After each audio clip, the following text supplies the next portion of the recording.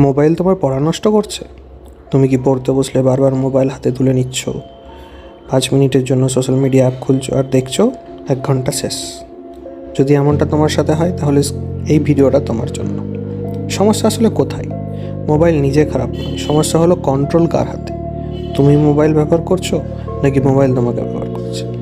Notification, reels, game এগুলো এমনভাবে বানানো হয় যাতে তুমি বারবার ফিরে আসো।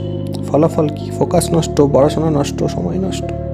এর কিছু সলিউশন, যেমন স্টাডি টাইমে তুমি যখন পড়তে বসবে তখন মোবাইলটাকে সামনে না রেখে তুমি অন্য রুমে রেখে এসো। আর সলিউশন হচ্ছে 25 মিনিট রুল। 25 মিনিট শুধু পড়ো, 5 মিনিটের ব্রেক, কিন্তু এই 25 মিনিটে অন্যদিকে ফোকাস একদম নয়। Another solution, app limit set করো। স্ক্রিন টাইম বা অ্যাপ লিমিট ব্যবহার করো। প্রতিদিন নির্দিষ্ট সময়ের বেশি সোশ্যাল মিডিয়া অ্যাপ ব্যবহার করা যাবে না। নেক্সট সলিউশন হচ্ছে মোবাইলকে শত্রু নয়, টুল বানাও। মোবাইল দিয়ে পড়াশোনার অ্যাপ ব্যবহার করো, লেকচার দেখো, কুইজ ইউজ করো। এইভাবে তুমি তোমার প্রোডাক্টিভিটি বাড়াতে পারবে। নেক্সট সলিউশন হচ্ছে তুমি নিজের সাথে একটা চুক্তি করো, নিজেকে বলো আজ আমি 2 ঘন্টা মন দিয়ে পড়বো, তারপর মোবাইল ব্যবহার করবো। ডিসিপ্লিন মানে মোটিভেশন নয়, ডিসিপ্লিন মানে কমিটমেন্ট। মোবাইল তোমার ভবিষ্যৎ নষ্ট করবে না তুমি যদি তাকে কন্ট্রোল করতে পারো।